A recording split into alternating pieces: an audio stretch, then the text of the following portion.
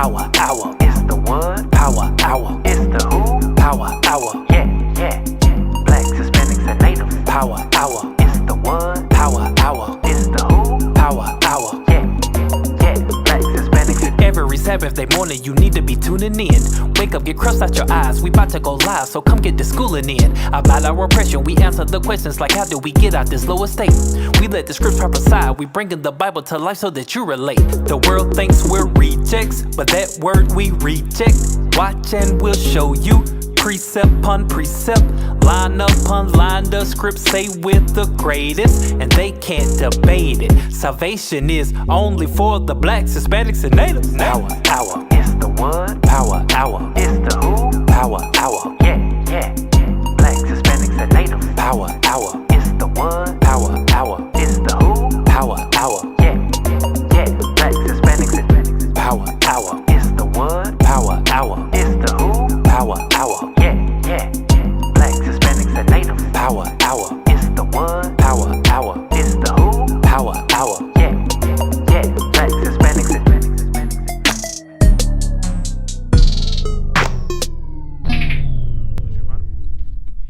Shalom. Welcome to the Power Hour Plus edition. I'm Captain Joshua. Damn. Got him. Shalom, Captain of Power him. Shalom, Most High in Christ bless. Captain Amariah. Shalom, Officer Zacchaeus. They were waiting to hear. Right. And now they got goop. Yes. So we are back for another edition of the Power Hour Plus. That's right. The Power Hour Plus. RCS. Hey, look, we got I'm gonna say you're Zebulon, bro. You could pass for like Honduran.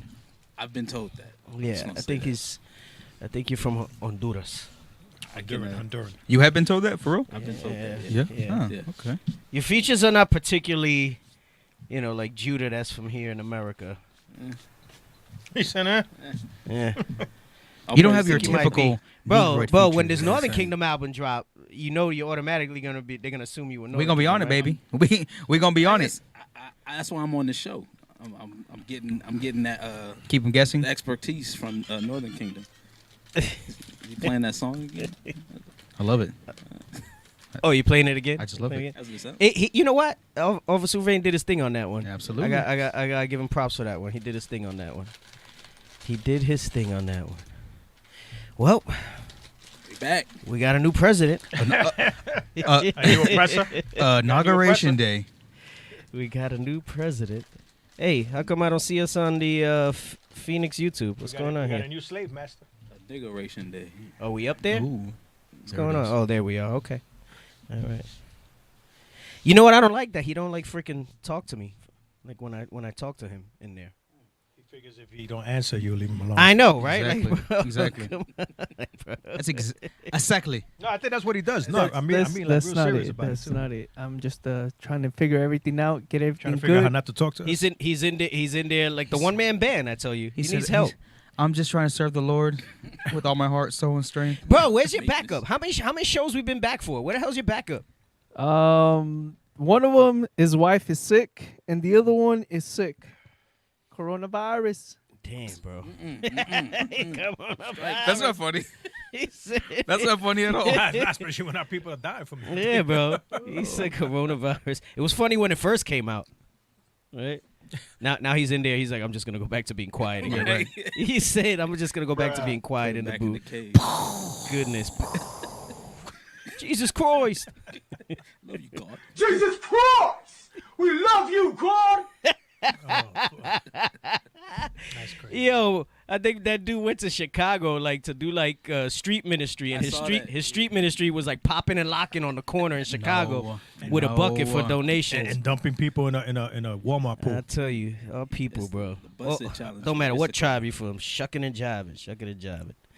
Yeah. Damn, it's a little warm in here, man. I be getting hot. I know they're like, no, you're gonna make it cold. We haven't had a winter out here. It seems like. Nah, we That's had like pretty 2 cold. weeks. We had like 2 weeks where it was kind of cold. We had like 2 weeks. Bro, don't tell me that, bro. I was I probably get up sick. early as hell, and it's like Yeah. 33 No, degrees. it's- The hell you talking about? I've been By dying. the time you get up, it's cold. Facts. Man. Facts. No, it'd be cold in the morning. Bro, it was Cold like in the it's like morning. 33 degrees. No. But when you live in Arizona, it's like you need a coat in the morning and then shorts and a t-shirt in the afternoon. Facts. You know, so. Hashtag facts. Arizona's bipolar, man. Yep. In the mornings it is. It sure is. You know what? It reminded me of Dallas was like that. Gosh, man. Texas in general. San Antonio was like that too. Texas is the worst place on the planet after after Oakland and Iraq. Oh damn. New York. Yeah. He said, "Nah, New York is pretty jacked up, bro." Yeah, but, okay. I was saying they got the eats, but then again, so does Texas. Yeah. Though, New so. York But at least they got good sucks. eats. But so does Texas. You're right. So does Texas. Well, all right. So we're back. We're back for another edition, and you know, we're not gonna talk necessarily about what's going on there, because now we're gonna go back to normal. Now we're not gonna have anything. I'm gonna miss President Trump. He was the GOAT. He was the GOAT. I'm All gonna miss time. President Trump. He was the I'm gonna GOAT miss president. Trump. I would say that. Like they're like really working hard. Like even Fox News flipped on him, bro. They were like, Biden's speech was so amazing. Gosh. Biden looked like he was gonna fall Yeah, asleep his they entire don't, speech. they don't even want to say Trump anymore. They're like the former president. Yeah. They don't even want to say his name, 45. bro. And then he's on timeout from social media. So he says he's gonna come back with a new party, the Patriot Party. Yeah, that shit ain't going anywhere. Yeah. Yeah, they say historically that never goes well. Like independents will win seats, but like it's always the two-party thing. Dude, the That's system's set up for Republican, and that's what they want. That's what Yeah, they're gonna get. yeah. They well, want this. and that's crap. what the Bible says, right? When it comes to his politics, that Democrat and Republican, two that's horns. what's set up. The two horns. That's it. So, you know, he's just trying to make money, and who knows what's gonna happen to him with prosecution now. He wound up not self-pardoning, and let me tell you, he didn't do that out of conscience sake. They just probably realized that he couldn't do it. Yeah.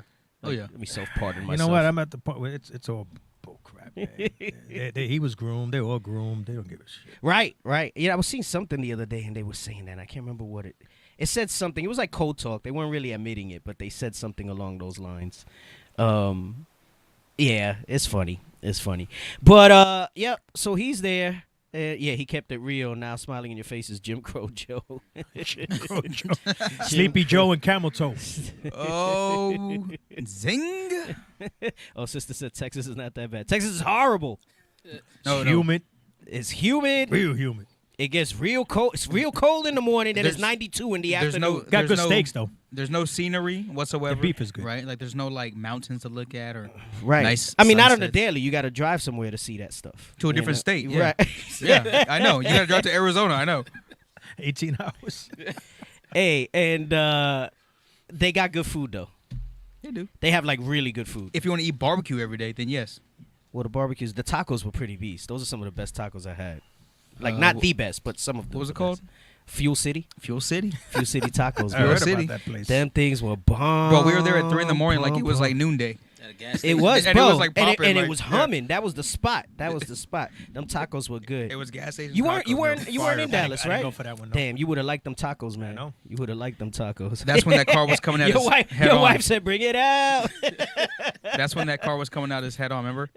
Right. We almost died. But it was like mad slow, We, and even like my reaction was mad slow. I go, yo. Like even if we would have hit, we would have did this, bro. bro, because And that was it. yeah, the roads out there are freaking jacked up. Like I don't know who the city planners are, what they did with the roadways over there. The devil. So we're coming back from getting like some vittles and stuff before the Sabbath, right? And we're driving, what he's talking about. So we're driving, and the roads are all weird. Now, I wasn't that I was in a wrong thing or whatever. I think even if you live there, you get confused by the damn roads. You're good. And we're driving, and then what he said, we see this car coming, but it was slow, and we were going slow. Bro, and we see mad these slow, headlights bro. getting close to us, and it was weird. I think because it was slow, like we were real slow to react too. So it was almost like we slowly were resigned Yeah. that we were gonna die. Y'all And were it in was- doubt. Is it really gonna happen? Is Yeah. this No, really yeah, gonna really. happen right It was now? like, like That was funny. I forgot about that. So you Bro, brought that up. That is hilarious. And he's right. If we would have hit, it would have been like, poof. bumper, boom. That's it. It would have been like bumper cars. Exactly. That's exactly what it would have been like. Anyway, Dallas Camp in the building. Shout out to Dallas. Hey, I haven't been out there in a minute. My dear brother, Captain Isaac, I got to go visit just by the mere fact that he's there. I think I haven't been out there since 2014, maybe? I don't know. Yeah. 2015. 2015, something like that.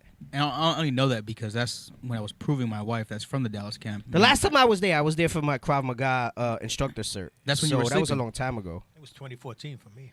Yeah, I I think had so. to take a load. When you down went there with from Bishop, New it was York. 2015, like the one where they got you knocked out, like racked out, like on the stage sleeping. Yeah. That was 2015. No, so it was 2016 was the last time I was there because I happened to link up with them because I was out there for like 10 days. That You know, was it. beautiful mind over here. He got a memory. It's a Well, no, beautiful the day. Passover, right? When was the Passover? then? 2017. Okay, so I was there for the Passover, but that didn't really count because I went from the venue to the place and then, hey, the Pecan Grill. Ooh, that's some of the most fire brisket that we ever had. That was So before today's my topic promotion. is Texas. Yeah. Oh, I'm waiting for people to queue in. Bro, the brisket was so fire How That fire all- was it? that all the captains and Deacon Malachi forgot all brotherly love for Captain Yadam because we ate all the brisket while the brother was getting our drinks and napkins. He And I got back saw, to the and I table. saw the video. He got back to the table. The brisket I was saw that gone. video. And it was in slow motion too, bro. And like Yep. you could see. It was a slow motion. Bro, Heartbroken. we got it on video, man. Captain Yadam was like, No. yeah. And that thing looked good So I just went back and bought like another 10 pounds of brisket. for him and let Captain Yadam. Yeah, man. Anyway, all right. We just killing some time with the intros. Let some people queue up and queue in because we started the vibe a little late. So, so today's topic is the economic rape of Puerto Rico, or like they said, because it took them 30 years to get the island's name right, Puerto Rico. Puerto Rico. P-O-R-T-O. Puerto Rico. Puerto Rico. All praises to the Most High. Brother said he's been attending the school 7 months and he loves it. All praises to the Most High.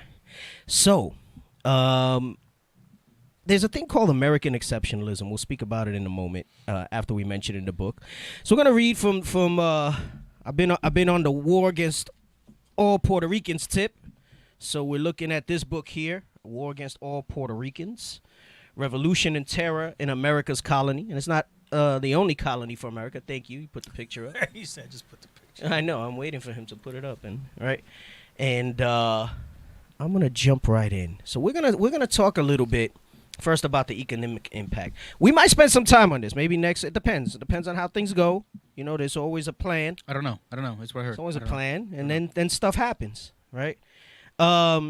But I want to spend some time on this because we got to start. I got to start with Ephraim because first of all you Southern Kingdom think that every Northern Kingdom is Issachar. All right, listen, I appreciate the support, but when I be hearing, hey, Shalom, wow, that Issachar brother was bringing it out. Man, I'm not Issachar. I'm Ephraim. All right, I'm from the tribe of Ephraim, which are the so-called Puerto Ricans. This past Daily Bread, I was told, hey, who is this Mexican teaching?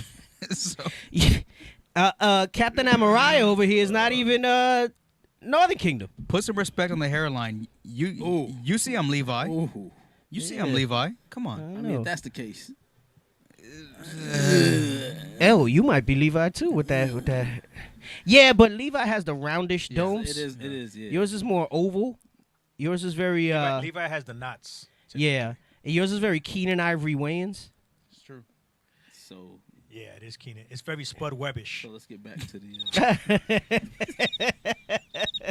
We're gonna have to do the side by side picture and show the audience one day. Oh God. How listen when you see Zacchaeus here I'm just to my right. send it Tell to me the, tell me producer. he don't look a little bit like he's like the light skinned Keenan Ivory Producer, Wayans. do not whatever Captain Amariah sends you, do not post it. It might need to be posted up. Nah, that's Spud all Right. day. So I'm gonna stick with Puerto Rico for a little bit because I especially like this book because it speaks very recent times, right? That when the U.S. came and took over Puerto Rico, you're talking about, at this point maybe 122 years ago or so, right? 122, 123 years ago or so. So a lot of this stuff is very recent. We're not talking about 400 years ago, right? When we cover stuff like that, we'll talk about that with the conquistadors and how they came over. But we're going to show you in modern times, right, an iteration of the curses, especially because, when this country, when it comes to Puerto Rico, a lot of people don't even know what Puerto Ricans are. And you know what's interesting? The prophecy is that Ephraim, Puerto Ricans, were going to lead the tribes to the ends of the earth. So we got to bring that out. They're the head Northern Kingdom tribe. Right. That's why we're working on it. the sons of none are back. The name of the book is War Against All Puerto Ricans. All right. Revolution and Terror in America's Colony. So, let's go to page 255. It starts with throughout the 20th century. We're going to read from this. We're going to read from this. Okay. Hey, just real quick, and all of this, understand that this affects Manasseh, Yes. Simeon, Yes. Issachar, all the South America. This affects all the Northern Kingdom tribes. What he's bringing out here, because it just didn't happen to Puerto Ricans. Right. And that's the thing that you'll see, right? So, like, I could probably find a similar book about Dominican Republic or Cuba, and you'll see some things. What's unique about Puerto Rico is that whereas the U.S. with everybody else gives the appearance of those other places I mentioned maintaining their sovereignty, with Puerto Rico, we actually are territory of the United States, or rather an unincorporated territory. All right, and we'll talk about that term in a little bit also. And you know what? Before you get into, and just to show you something, how everything is scriptural and spiritual. Because we're a territory, we're allowed to move around freely Yes. to and from the United States, unlike the other Northern Kingdom, which is why the scripture prophesied thousands of years ago that Ephraim was going to lead the tribes to the corners at the ends of the earth. The only reason why we were able to do it, and that's talking about scripturally, and with the word of the Most High. Yep. Because we're contrary to what we can come and go, as we please, pretty much. Right. To and from America, I mean. Right. Right. Without a passport is what I'm saying. We don't need a passport to go to Puerto Rico or from Puerto Rico here. Right. Because, like, when they would throw us in the basket growing up and say we were illegal immigrants, I'd be like, damn, he got the picture ready. When they would throw us in the basket and say we were illegal immigrants, I used to have to, like, point out to people, like, nah, we're citizens. Like, we're born citizens. Mm-hmm. Yeah, but you got to do the side-by-side. Like, it's not going to work if you don't do the side-by-side. No? No?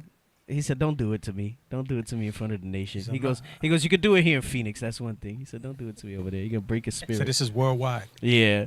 So let's jump right in. So it says, throughout the 20th century, the U.S. installed authoritarian regimes devoted to U.S. interests and supported by local armed forces, right? And now, mind you, they did this. So we're going to mention a few other countries here in the next couple lines in this passage that we're reading here. And like I said, it'll point out the distinction in that in Puerto Rico being a territory of the United States, it was done in a different way. It was almost done with impunity, whereas they had to be more covert in supporting the regimes, these dictatorships in these other so-called Latin American countries. So it says this was done throughout the 20th centuries. Authoritarian regimes devoted to U.S. interests. So basically, if you have the U.S. interest in mind, you're good to go. If you don't, right, they're going to make trouble for you. And they supported local armed forces. That was the Iran-Contra scandal, all right, where they supplied weapons to the Contras to try to overthrow the government. And that was Nicaragua, right? Mm-hmm. In Nicaragua. That was Noriega. Right, Noriega. So it says being a good neighbor, in fact, meant supporting dictators. So you have Rafael Leonidas, look at that, Leonidas Trujillo, right? So if you're anybody who's Simeon with the Dominican Republic, he's very notorious there, Trujillo. Juan Vicente Gomez in Venezuela. All right, so yes, I think some episodes back on the Saturday show, we had gone over Venezuela when it was in the news a lot of turmoil, and saying that the reason they're in the position that they're in has a lot to do with the way the United States supported different regimes back in the day, right? So it says, so Juan Vicente Gomez in Venezuela, Jorge Ubico in Guatemala, Tibercio Carias in Honduras, Fulgencio Batista in Cuba. We learned a little bit about him over there. Augusto Pinochet in Chile, and the Somoza dynasty in Nicaragua. So like we were mentioning what was going on there. And it's funny because they supported the Somozas, and then when that didn't do their interest anymore, they started supporting the Contras to help overthrow the Somozas. So it says the U.S. government financed all these regimes, providing military support whenever necessary, Any dissent or discussion of national sovereignty was viewed as rebellion and crushed bloodily, not for democracy or civilization, because those are the terms that they use when they go into these places. Right. It's for democracy's sake, it's for civilization's sake. It says, but for the benefit of vested interest. So I put a little note here just to remind myself, School of the Americas, right? So we went over that a little bit with the School of the Americas, you guys. Okay. That actually looks pretty decent, actually. Yeah, actually. You know, as I'm writing there, I'm like, I curse you guys out when I write in my head, and I'm like, these freaking bastards. Let me try to write neat, and I can't write neat. We'll come back to referencing some scriptures a little later. It says General Smedley Butler confirmed with this shocking clarity and detail in his 1935 article, "I was a gangster for capitalism." So he even wrote the thing. It's funny because our people think they gangster because they got a corner, they run in the block. Well, he put it ER. We spell it with an A. Yes, well, because we just gotta. So They the real gangsters. That's right. All right. So he says, "I was a gangster for capitalism. I helped in the raping of half a dozen Central American republics for the benefit of Wall Street. He knew it. He said it proudly. I helped purify Nicaragua for the International Banking House of Brown Brothers in 1909 to 1912. And that's their last name. That's not talking about Yes. Northern Kingdom. Right. It's talking about it's talking about that was the banking institution, the Brown Brothers. So he's letting you know that they gave him directive, we want to get in on Nicaragua. Mm-hmm. So when he says purify, that means a lot of genocide that happened there that they supported for anybody that was against their interest. I helped make Mexico safe for American oil interest in 1914. See, not for the citizens of Mexico, for the American oil interests. Mhm.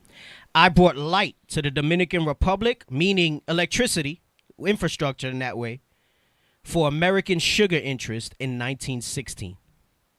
American exceptionalism, the sense of racial superiority and national destiny, physically undergirded this international plunder. We'll come back to American exceptionalism in a second.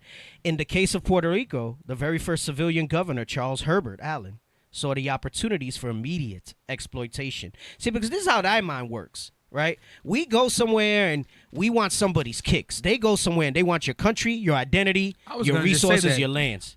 Our people think colors, street corners, tennis shoes, and the real gangsters think just like this: oil, country, Yeah. taking whole countries over. Come on, man. Yes.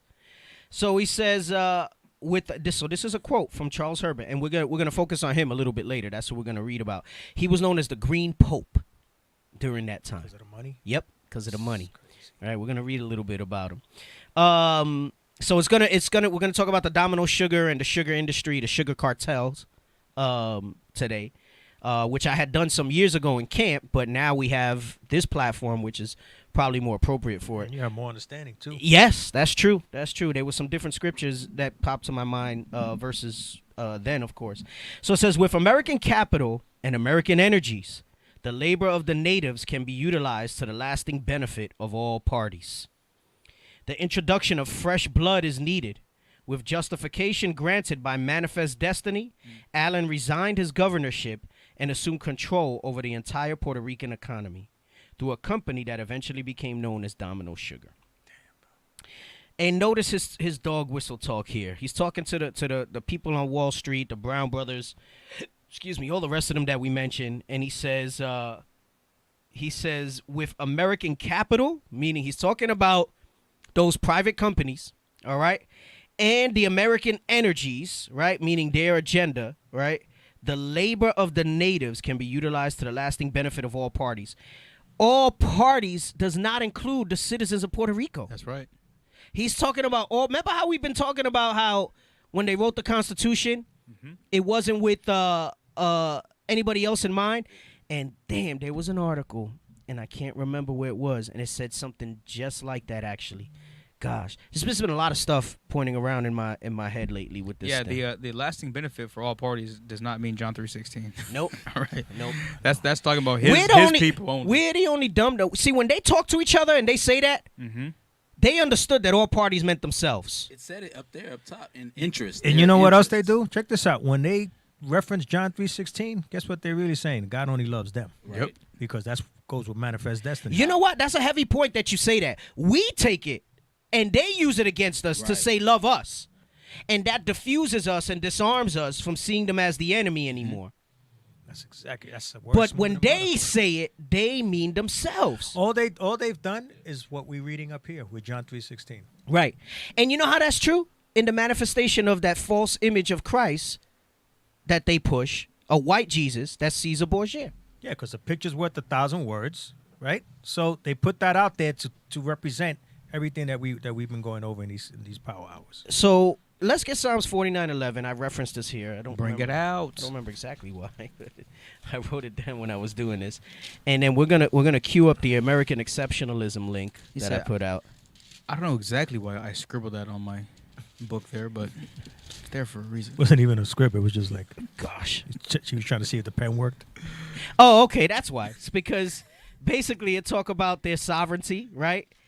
Their U.S. interests, and how basically it was viewed as rebellion if you spoke about any type of sovereignty for yourself, right? So Psalms 49:11. Watch this. The book of Psalms, chapter 49 and verse 11. Their inward thought is that their houses shall continue forever. Again, and this goes with the same. See now, it's amazing how right. A lot of people are like, "Oh yeah, I know this scripture," but think about that inward thought. It's what we were just talking about with John 3:16. How when they framed the Constitution, who it was talking about. We were talking last week how they had to. This is why they had to amend the Constitution to include any type of rights for our people in the Constitution. That's also why in Psalms when it says that their mouth was smoother than butter, but inwardly, Right. there was war in their heart. Yep. Because they may say something outwardly, but inwardly, they know what their plan Oh, yeah. and their agenda is. Yes, absolutely, absolutely. You saw it with just this intro here, of documented by people that actually participated in the economic rape of Puerto Rico. Hey, he wouldn't have, Smelly Butler wouldn't have said he's a gangster of capitalism. Yeah. Those are choice Right. words. Yeah, he put it there. I was a gangster for capitalism. He knew what he was doing in there. Because why? You know what that implies? Protection money, right? That implies breaking knees if people don't pay up or they don't fall in line. You know what I'm saying? You know what they else? didn't go in there diplomatically. No, you know what else that implies? That they get paid. Aside from their government Yes. paycheck, they Yes. get paid. And I Yes. found that out this week. Yes. That a lot of the palms are greased. Well, hey, and that's the whole thing around lobbyists. And they tell you that they have protections in place for that or whatever. But guess what? As long as you're playing ball with the whole agenda, you're not going to get caught for that. There was another movie. It was a comedy with Eddie Murphy. I think The Distinguished Gentleman it was called. Good movie. And he gets, and you know, in the whole humor of it, and because we have to do it that way, right? If we were to put a movie out like that being so blatant, it basically exposed the corruption in there, how everybody was greased and you played along and everything like that, and you went with all that stuff. It shows that in that movie. And, you know, because it was done in a comedy format and it was Eddie Murphy, nobody took it seriously, right? Our people were just laughing, ha, ha, ha, look, he's clowning these white Especially folks up in there. here. Right. But if you really think, it just popped into my head now. I haven't seen that movie in years. If you really think about it, the whole premise of that movie is that, because he was a huckster, right? So he was a hustler, he was a con man, and the biggest con was being a politician. And so he was down for all that until he got a touch of conscience and whatever and blah, blah, blah, and he changed it. So it goes to show you how that whole stuff works. They all get their palms greased from that stuff, right? Go ahead. So read from the top again. Their inward thought is that their houses shall continue forever. This is what they believe. This is what they speak about. Again, I've been absorbing so much information preparing for these shows that it's hard for me to catalog it all.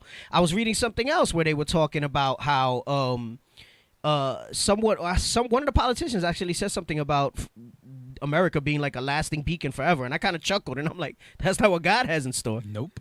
That's not what I think God that has was in in store. that was in that preacher's prayer this morning. Who knows? I don't know. But I'm telling you, it's all over the place. So it's right. I try to narrow my focus. I saw another one. They're calling this place the land of hope and dreams. It's the American nightmare for us. That's right. The scripture tells you that when we wake up from this nightmare, it's gonna be like a night dream. That's right. Yeah, and I know. Some of our people are wealthy. I get it. I get all of that Right. stuff. All right, but it's some, Right. not as a whole. Hey, some of And our that's the people. exception. The Pharisees were wealthy in their own right, and they were our people, and they didn't give a crap about us. Nope. And they weren't in rulership or nothing. And some Right. of them ain't even happy. Right. You look at a lot of our people with money, they not happy. No, look at Kanye West. Kanye He's out of West. his damn mind with Exactly. spirits on him. Exactly. out of his damn mind with spending that, and he got with that Persian, and he got crazy after that. And when we say people with money, we're talking about people with money, not because you got stimulated twice. Okay, you don't. Yeah, we're not talking 6-figure job yeah. type thing. We- That just, we- mean- we that just talking means money. that, you kind of made it. Right. 4 Right. figures. I know. Hey, it's like the dude was telling that one sister because she got the dog grooming business and she makes 6 figures. He's like, that's like average. That's not like real money. Like that's average. A dollar's not a dollar anymore. Right. That's play. That's play. We're not talking about the 6-figure, not even the 6-figure job Israelites. Nope. All right. And again, you got to remember the people. There's judgment for those that roll through that too.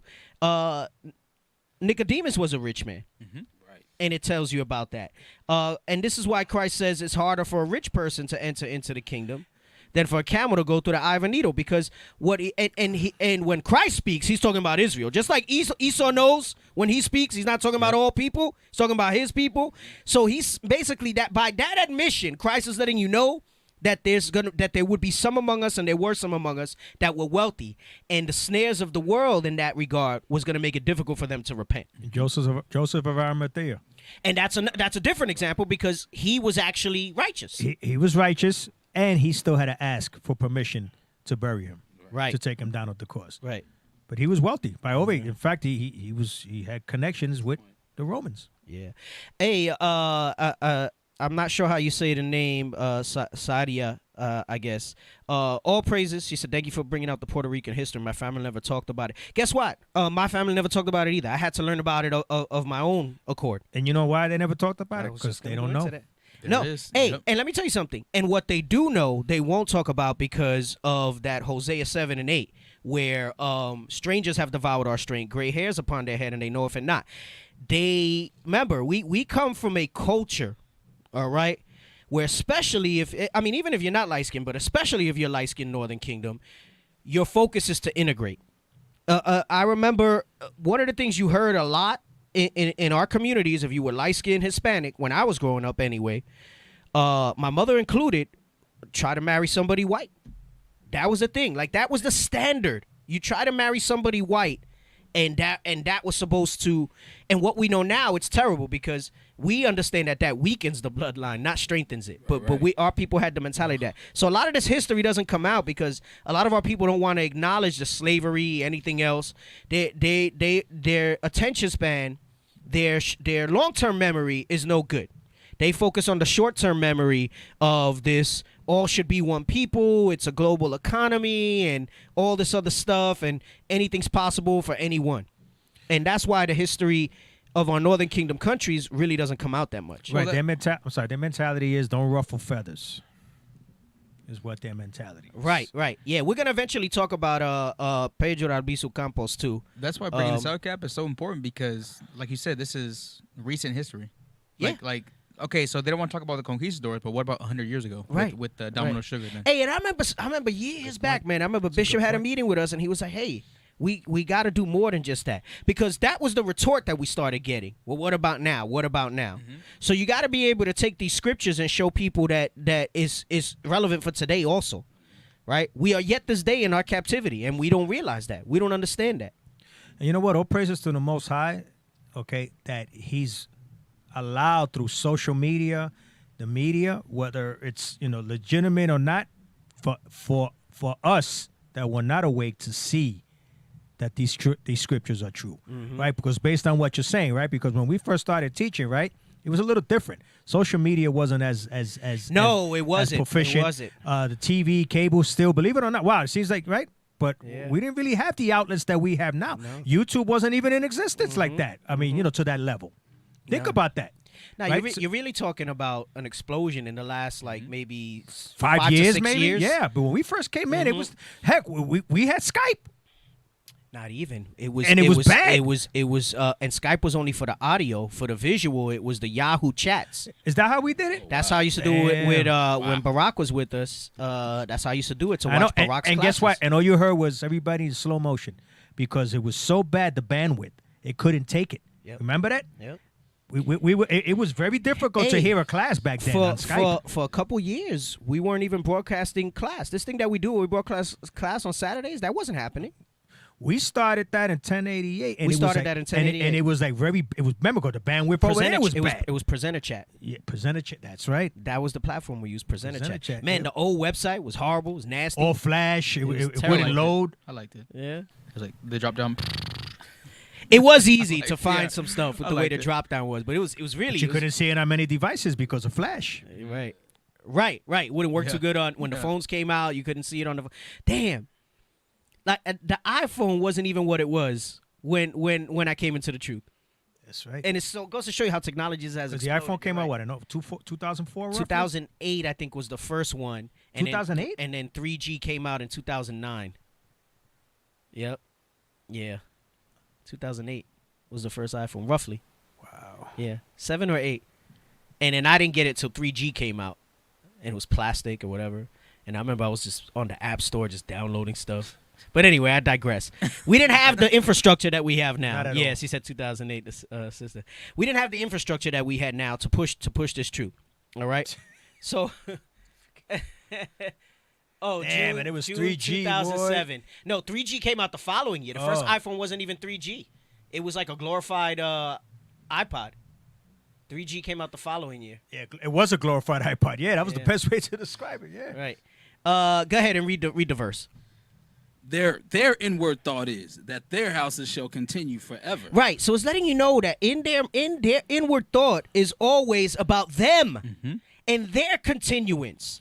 Their primary motivation, their primary directive is about them.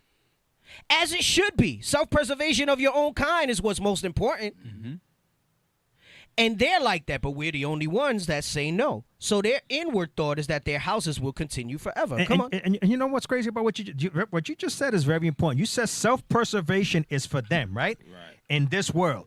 You know what self-preservation for us, you blacks, Hispanic, Native Americans, is? This Bible. That's right. That's right. Our history has been preserved here by the power of the Most High God to bring us back to remembrance of who we are. Their history is based on their founding fathers and their constitution and their so-called manifest destiny. That's all they got. Right. But we got history in a book that has survived for thousands of years. Right. Hey, that reminds me. Hold on. I got to pull this up. Because you just said That's crazy something. what you Damn, just I said can't- because I you can't- just I sparked can't- that in me, man. I can't because get through that the is so scripture. true. This is our preservation. Which one is it? How's it go? Hold on, because I can't. I got to look. I only have it in my head based on. Give me is it- Romans 15:4 while he's looking for that. While he's looking for that. So we Do don't it have now. All right. Do it now, This move. is why this scripture says what it says. The book of Romans, chapter 15 and verse 4. For whatsoever things were written aforetime were written for our learning, That's our preservation. Go ahead. that we, through patience and comfort of the scriptures, might have hope. That's preservation of our nation. Right. That's what that's saying in a nutshell, that verse. It's saying a lot of things, but we could bring that out right now with this. Right. Get me Luke 10 and let's start at 21. 21. I knew it. I was in the spirit. I was in the spirit. I knew it. You were the spirit on the Lord's day? You were in the stall I knew before the it. show? Yes, sir. You were in the stall? Twice. Hey, Twice. because we're talking about our preservation, and Cap's bringing out how, our records are here for that and all that stuff. But it's funny because these records were always here. So it wasn't until the Spirit revealed this stuff. Right. And you got to understand something, brothers and sisters. If you're listening, whether it's to us or any of the teachers that you watch, if you're a follower of IUIC or not, and you have any measure of understanding from this Bible, there's a measure of blessing bestowed onto you that other people don't have. That's true. To us, we take for granted as understanding is opened up to us how plain some things can be to us. And then I think we often forget how we lived for however many years in darkness, how some of us were devout in the Bible even, but under the guise of Christianity, and we couldn't see the things that we see now. So it's a blessing for us to be able to see these things and bring these things out and understand them. And to me, that's the principal thing of that first love that we often speak about when you're excited, when you learn these scriptures, that tends to wane and that we lose. And you should never lose sight of that. And this is why I thought of these verses as Captain Napoleon brought Cap, that out. That's why Paul says in Colossians 1, this is the mystery that's been hid for ages. Yeah. But is now made manifest to the saints. Yep. Yep. Yep. This is that mystery that's now made manifest to those that are seeking after the Most High. Right. Luke 10:21. The book of Luke, chapter 10, verse 21. In that hour, Jesus rejoiced in spirit and said, I thank thee, O Father, Lord of heaven and earth, that thou hast hid these things. Was he praying to himself because he's the Holy Trinity? I thank thee, O Father. Freaking idiots. Whenever I see stuff like that, it just but there's so many scriptures. We got our key ones that we go to cut that, but there's so many. I'm just talking to myself. Let me pray to myself that they're the same spirit. Get out of here with that. Jesus Christ! We love you, God! So he says, I thank thee, O Father, Lord of heaven and earth. Come on. That thou hast hid these things from the wise and prudent. Your wise and prudent are talking about your established and esteemed theologians who have degrees and all this stuff, your supposed pastors and leaders, the supposed historians and anthropologists of this world. Right. He says this stuff. This is why we should not seek validation from them. I know we like to see. I get excited when I see something that they put out, acknowledging the possibility that we're Israel, because it gives me more material to give to the people who, at that stage in their development spiritually, need that cosign by Esau to see it. So I'm like, great, more weapons for our arsenal and our spiritual warfare to bring stuff out. But they're not going to see it. It says these things are hid from the wise and prudent of this earth. Come on. And has revealed them unto babes. Because we can't hold a candle, some of us, as far as the world is concerned, as far as prestige and professions and who these people are. Listen, I could talk a little bit about DNA and stuff like that, but they'll start using some terms and stuff like that, and they'll turn circles around us. This is why our power and our strength lies in these scriptures. There's another scripture, the one in Jeremiah, which says we got to use these to burn them up. It's like a flame of fire, right? Jeremiah 5, yeah. So it says they have been revealed unto babes. We have to understand that the babes is us, right? Come on, read. Even so, Father, for so it seemed good in thy sight. Because God has a plan, and it was good in his sight. And you know what that plan is? What you read in 1 Corinthians 1, where he says he chose the base things and the foolishness of preaching to bring out the things of the wise, the things of God. It says the world by wisdom knew not God, meaning by these wise and prudent men, the world did not know God. With all this science and all this stuff, if anything, God is more and more and more pushed to the side. People still mention it by name, but this newer generation don't have these foundations and these beliefs. Come on. Oh, that was it for 21. Keep reading. Verse 22. All things are delivered to me of my Father, and no man knoweth who the Son is, but the Father, and who the Father is, but the Son, and he to whom the Son will reveal him. To accept that Jesus Christ is a black man from the tribe of Judah, to accept that the 12 tribes of Israel are the so-called blacks, Hispanics, and natives, the children of the slave trade, the children of the curses, to understand what the judgment is for Esau and the other nations, to who the kingdom of heaven is for, all those things, only God can reveal it unto you through the Spirit of Christ, right? This is why you can go to some of our people and show them plainly in the Bible what it says and how Christ looked, and they can't see it. Yep. Right. And they can't see it because it takes the Spirit of the Most High God to show that unto you. Read on. Verse 23. And he turned him unto his disciples, and said privately, blessed are the eyes which see the things that ye see. You and us have to accept that the same way he said it to those disciples. Those of us who have any measure of understanding in these scriptures, he said, blessed are our eyes which see the things that we see. Come on. For I tell you that many prophets and kings have desired to see those things which ye see, and have not seen them, and to hear those things which ye hear, and have not heard them. Right? So it's letting you know what? Sirach 3:23. Get that. This brings new meaning to that. When it says more things are shown unto us than men understand, it says blessed are those eyes. It says kings and prophets have desired to know this. Remember when they sent that Rosenbaum guy to do that threat assessment with Bishop? Right? They do that because they know they'll never admit it outwardly, but they watch us because they don't get these revelations. Their understanding of these scriptures is to a point. Their understanding of these scriptures has a lot to do with what they gathered during subjection of us to the various captivities, and it's passed along unto them. They don't know these prophecies and things like that. So this is why they come to us. Read this, Sirach 3:23.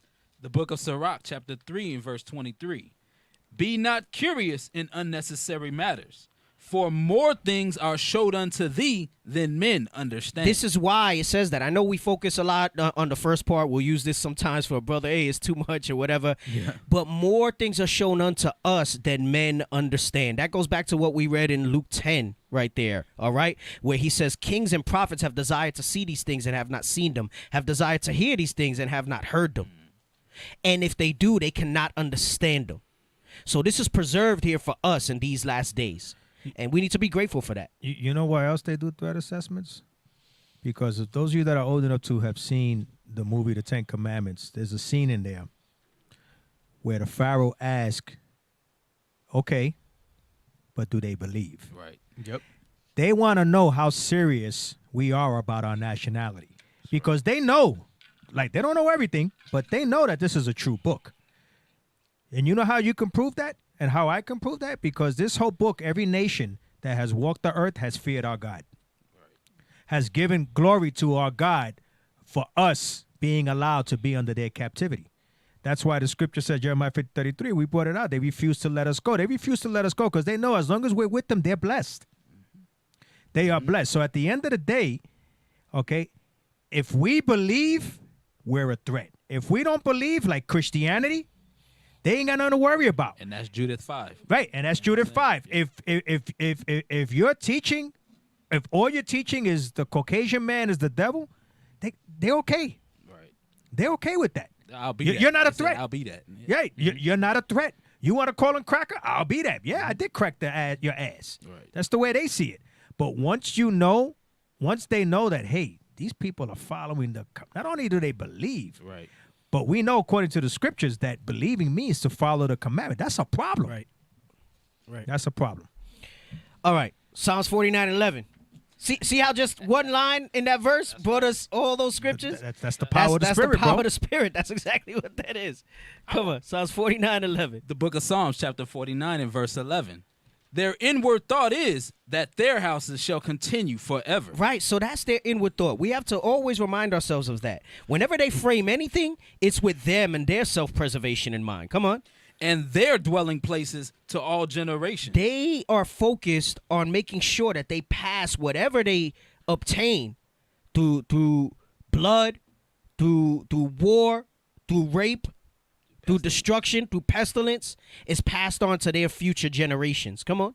They call their lands after their own names. Right, meaning they go in there and they'll name themselves the street names. They'll name America. themselves, right? America. You go to the street names and it's all named after people. Hey, this goes over a lot of people's heads. Right. But South America and Central, that's not what their names are. The Bible says it's Azarit.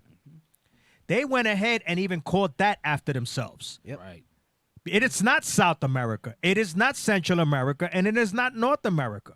It's Azarit, Yep. according to the Holy Bible. And that's proof, okay, of this scripture right here. Yep. Think about that. They just kept it America, but one is in the South, one is North, and one is Central. That's all they did. They named They it after basically themselves named and this David G. side of the Griffin. world after himself. After themselves. That's the scripture right here. Right. Yep. And guess what? It has permeated for up until forever till this point. Yeah, right.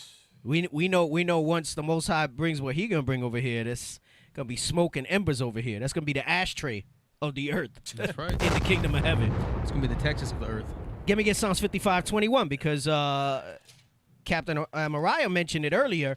And going back to the book, remember we said that they were devoted and they installed authoritarian regimes that were devoted to their interests and then also supported by local armed forces. What does that tell you?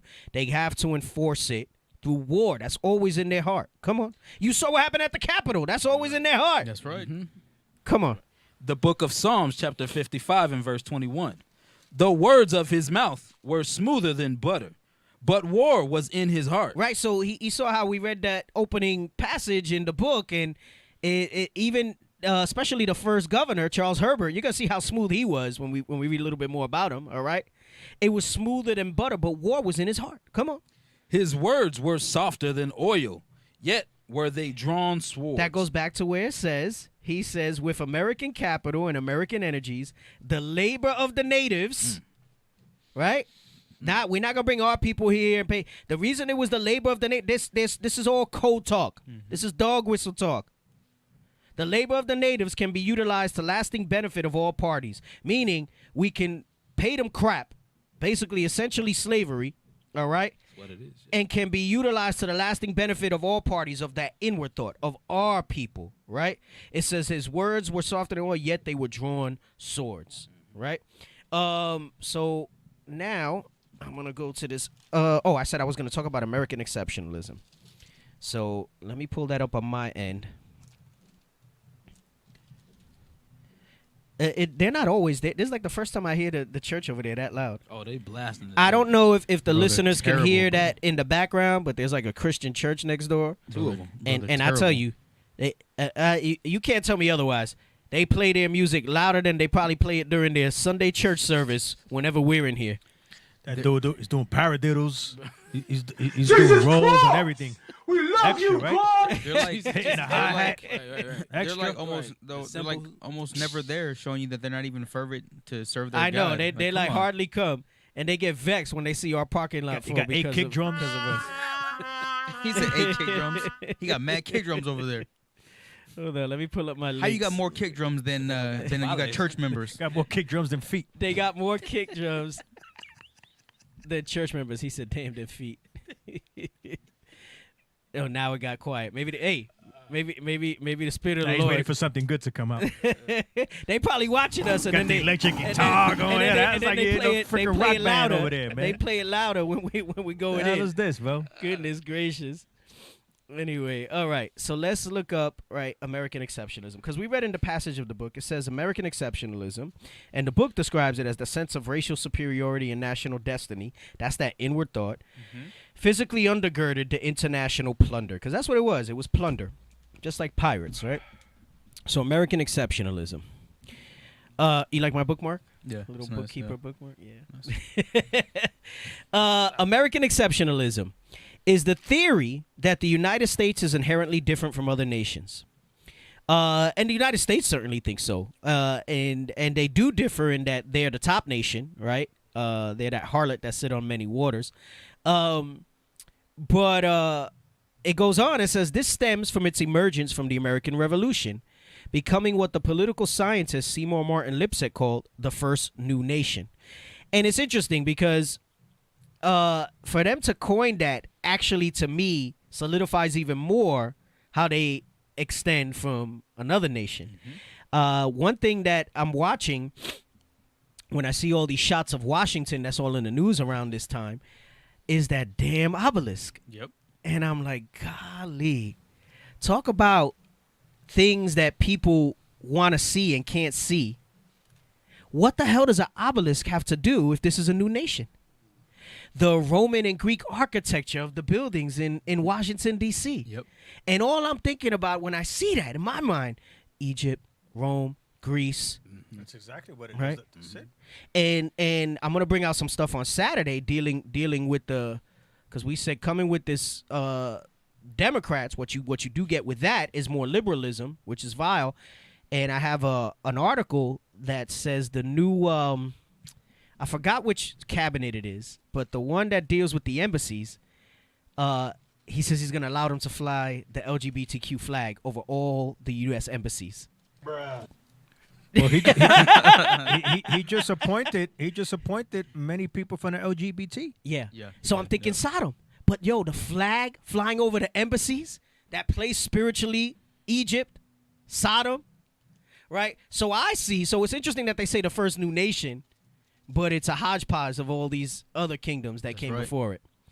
So it says, and developing a uniquely American ideology called Americanism. So let's stop for a second, and we'll look at Americanism real quick. So pull up that one. And ideology is another way to talk about religion or whatever. We've brought this out. I won't read it now, but we bring it out often on the show. The First Maccabees 1, 41 on down. And it talks about how the advent of what is now called democracy was referred to as a religion in the Bible, right? And all should leave their people, their homes, and be one people. So it says Americanism is a set of United States patriotic values aimed at creating a collective American identity and can be defined as an articulation of the nation's rightful place in the world. Look at the language. Their rightful place in the world. That's that manifest. Boy, if I tell you, if that's not that Manifest pomp, destiny, if that's not That's that right, pride, That's right. their rightful place in the world. And to them, the rightful place is as its leader. And you know what? Guess what? These other nations, they don't make them feel different. Yeah, you might have a little, what do you call him, Rocket Man over there in Korea. You might have a shirtless horse rider over there in Russia. Right. You might have the Khomeinis or whatever in Iran. You might have the Egg Foo Young in China. the Egg Foo Young in China, say, you know, try to puff up, but they know who's in charge. They got things to say, but they got nothing to do. Right. And let me tell you something. I'm gonna tell you why. You watch all you. You know what I was. You see, I'm reading all the articles come up. I said, oh, let me see what the world leaders have to say about Biden being in office. And I'm reading the quotes of all the world leaders, and they all talking about, we can't wait. America's taking their seat back at the head of the table. They even admit it. They put it in front of you. And we're over here saying, man, I want to see Justin Timberlake perform tonight for the inauguration show they putting up. Don't be so quick. to Lady walk Gaga, away. Lady Gaga sang that national anthem, and it brought tears to my eyes. The snakes in her hair. Did you see the little black girl do her poem? Oh, go on, sister. You saw J-Lo? Biden. And it's telling you, they even acknowledge they can't wait. Yes, we look at America's leadership. I saw another one. They said the model of democracy. Their democracy stood and all this other stuff. They look to it. So Americanism, you know, and American exceptionalism, they say it's a theory. It's the way. It's the way that the Most High has set it up. It truly is. Absolutely. So it says it's the articulation of the nation's rightful place in the world, a set of traditions, a political language, and a cultural style imbued with political meaning. So it's letting you know that to accept this identity of being an American fully means that the traditions, the political language, the cultural style, and the political meaning are with it. Whether you believe you are making a political statement or not, your Americanism makes it for you. Right. So it goes to show you what you stand for. So it says, according to the American Legion, a U.S. veterans organization, Americanism is an ideology or belief in devotion, loyalty, or allegiance to the United States of America, or to its flag, traditions, customs, culture, symbols, institutions, or form of government. In the words of Theodore Roosevelt, Americanism is a question of spirit, conviction, and purpose, not of creed or birthplace. Americanism has two different meanings. It can refer to the defining characteristics of the United States and can also signify loyalty to the United States and the defense of the American political ideals. These ideals include, but are not limited to, self-government, equal standing in court, freedom of speech, and a belief in progress. Equal standing in court. That's Americanism? That's not true. That's a lie. Self-government? That's not true. That's a lie. Freedom of speech? Freedom of speech. Yeah, if it falls in line with Americanism. Right. That's not true. That's a lie. And a belief in progress. Their progress. Their inward thought is that their houses will continue forever. So that's a lie. This collection of ideals that forms the modern ideology of Americanism holds an enduring appeal to people from lands throughout the globe. It's seductive. This is the land of milk and honey to them. It's seductive. It appeals. It makes you want to be a part of it. So let's go back to American exceptionalism. So we read that first part, and then it says, so we're down where it says this ideology. So this ideology is based on liberty, equality before the law, right? So just hover over that, and you'll see what equality before. So it says equality before the law. Can you hover over that one? So that Go the up, little go up a little bit, right yeah, there. and just hover over it because I don't want to click on it. Just hover over it, and no, just that's it. Okay, but you got to make it show when you hover over it. Okay. Equality before the law, also known as equality under the law, equality in the eyes of the law, legal equality, or legal egalitarianism, is the principle that each independent being must be treated equally by the law and that all are subject to the same laws of justice. That's a lie. That's a lie. That don't happen. He said that's a lie. It's a lie. Issue. It's a lie. Issue is not the issue. Just because it's on the internet doesn't mean it's true. Because that is a bold-faced lie right there. So it says equality before the law, individual responsibility, republicanism, representative democracy, and laissez-faire economics. This ideology itself is often referred to as American exceptionalism. Under the other definition, America is seen as being superior to other nations or having a unique mission to transform the world. That's true.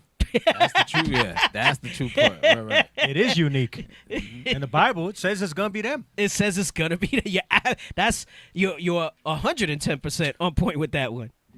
That's what the Bible said. The Bible said it's gonna be them. So it is unique. And their thing is to transform the world for the worse. When they started to come in power, it says evils will multiply. Can we get that in Maccabees real quick? Yeah. Let's read that real quick. Get that. He said, yeah. Right, because what he's gonna go over now. Let's not forget, this is history we're going over. The Greeks. The reason why Alexander the Greek was so famous or infamous in our regard was because main thing he did, he united the Edomites together again. Okay. Mm-hmm. Oh, sister said, a brother said earlier today, Chuck Taylors are the new Popeye street. People bugging out to go buy Chuck Taylors because of Kamala Harris? That's insane if that's what's going on. But you know what? Supposedly all the girls was wearing pearls and Chuck Taylors. I guess she said something about that. No, she wears. That's what she wears. She wears? She likes Chuck Taylors, yeah. Boy, let me tell you, that's that idol worship spirit. Our people run to that stuff, man. Hey, when I was a kid, those things were $10. Wow. Everyone's losing their mind over a black woman being the vice president, but Jesus Christ is black, and then no one gives a damn. Yeah, nobody's excited about that. But you're excited about, bro, go show you our priorities. Hey, and not just that. That black woman is married to the enemy. That's right. So what the hell is that about? That's where her loyalty's at. And if the foundation of a strong nation is the marriage, and by extension, the children and the ideals that come from this Bible that you're supposed to bring up in that, now you don't have that there. Hey, what? All her kids they're from dirty. That man, They're right, dirty. They're bastards, and they're dirty, and they're just gonna perpetuate this right here that we're going over. Right. He said they're dirty. They're dirty. Where okay, read that. Right. The book of First Maccabees, chapter 1, verse 7. Because we're talking about how it says American exceptionalism is that they feel that they have a unique mission to transform the world, and they do. Because I mentioned, we'll talk about it on Saturday's show, Lord's Will, about how they're going to start flying the flag, how the Sodom agenda is going to be on flame. Bro, over all the embassies, it's going to be on flame. It's going to be on flame. Go ahead. So Alexander reigned 12 years and then died, and his servants bare rule, every one in his place. And after his death, they all put crowns upon themselves. So did their sons after them many years. And evils were multiplied in the earth. Evils were multiplied in the earth. And what's heavy about that is that was the beginning. Yeah, I feel like a hair went in my mouth. Oh, God. What the hell? There was a hair on the mic. Some hairy stuff over here. Damn. It's that beard. The beard is. You know what? You It know- might be. you know- It might be. It might be the beard. Your inward beard is that it'll continue to grow. That thing threw me off. Alexander was the first one to show them the potential of consolidated power, right? So he was the first one to basically take all the Edomites and say, hey, we should try to stick together and we'll do better that way. And that's what you started to see until, and I'm talking about as far as so-called civilized Edom, until the American Revolution where they split from them. And it was to bring this forth. But that was all of the Most High, right? So let's go back and read on. So it says evils were multiplied. So that's what their transformation of the world was. They made the world more evil. So it says the theory of exceptionalism in the U.S. developed over time and can be traced to many sources. The French political scientist and historian Alexis de Tocqueville, I guess, was the first writer to describe the country as exceptional in 1831 and 1840. So he's calling the United States that. The actual, mind you, in 1831 and 1840, we were still in captivity. That's right. All right. So, and the atrocities of slavery were still there, but the country was exceptional. The actual phrase American exceptionalism was originally coined by the Soviet leader Joseph Stalin in 1929 as a critique of a revisionist faction of American communists that argued that the American political climate was unique and made it an exception to certain elements of Marxist theory. Some writers dismiss the theory of American exceptionalism, claiming that all countries are exceptional and there are no essential differences between the U.S. and other industrialized nations. That's not true. That's a lie. That's a lie. Where the fact checkers listen, at?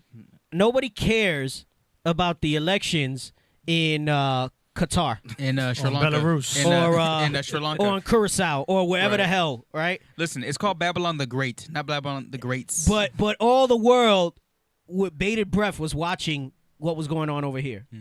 Come on, get out of here with that.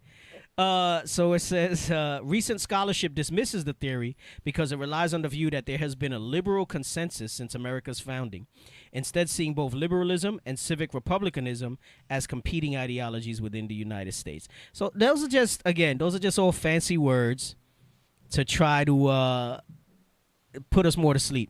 Damn, he's turning it up again on the freaking music, huh? You're getting hot. You're getting hot. Guy. Freaking guy, man. All right. He's so let's- feeling the Holy Ghost, bro. They got the cup on the wall. They got the right. They're listening to when we. Y'all don't, to when we y'all don't do know that. about that. Y'all don't know that's how you Oh, use it. yeah. Oh, yeah, Oh, you yeah. know about that? All right. Hey, With the line, too? No, I don't. I don't know. You can. I don't. Let's go ahead and drop the call-in number real quick in case anybody want to call in. I'm gonna move on in the book. Call-in number 516-531-9797. 516-531-9797 for comments or questions in regards to the topic. In regards to the topic, if you have something that you want to say, They're like, which part? Texas? Right, Or food? right. Or I don't want my man calling and saying Esau, not Yeah. the devil. What's the issue? And just to save you time, Esau's the devil, the Bible speaks. Ooh. Right, Esau's the devil, the Bible Those speaks. are So, bomb. so if you're gonna call to try to dispute that, you're gonna be hung up on. All right. Okay, get out of here with that madness. They were like- All right, let's go. Let's go to the book. All right, so let's go to the page that says it's. Let me see. Is that what I want? Go to the one that says Ishi is the devil. Yeah, no, we're not going to the. It's only Chinatown. Let's go to page 28. Yeah, not it's only Chinatown. Go Oh to yeah, page they 28. killing now. Damn. Right. The Holy So Ghost, bro. So here we're gonna read a little excerpt that leads into the rest of this here, and it talks about how our people did try to revolt against the United States as we worked in the colonias, and which were basically like plantations. All right, they were big corporate-owned farms, and when we had went and we did the tour, we saw the sugarcane plantation, and we saw what one of those was like, and all the machetes to chop that stuff up and everything. So they would talk about rebellion, some of them, right?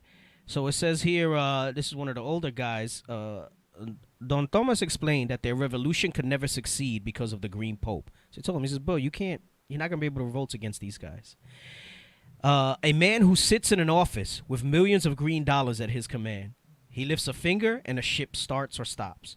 He says a word and a republic is bought. He sneezes and a president, general, or Supreme Court judge falls. He rubs his behind on his chair and a revolution breaks out. Puerto Ricans, Don Thomas admonished, had to fight this man, but no one knew who or where he was. And even if they did find and kill the Green Pope, 100 others would replace him. See, that's mad heavy. What was just read in that, the power of this man. Yeah. Yeah. That is so heavy. And then you trying to go ahead and think that you're gonna defeat this thing. Right, right. That's They why say the he warfare just is spiritual. sneezes, and a president general. Yep. Yep. A president, a general, a Supreme Court judge falls. He just sneezes. He says he rubs his behind on his chair and a revolution breaks out. Means he goes like this. That That's means exactly they what don't he even does. got to raise a finger. Right. They do the Eli on my pillow. Yep. Oh, the Eli.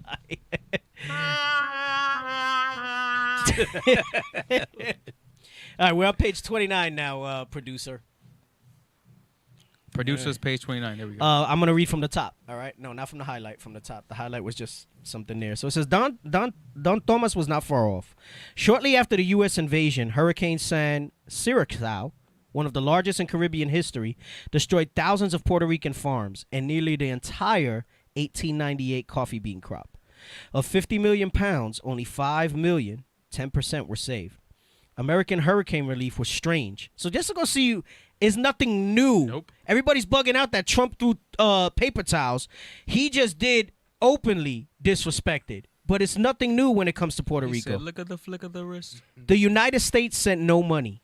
Instead, the following year, it outlawed all Puerto Rican currency and declared the island's peso with a global value equal to the U.S. dollar to be worth only 60 American cents. Damn.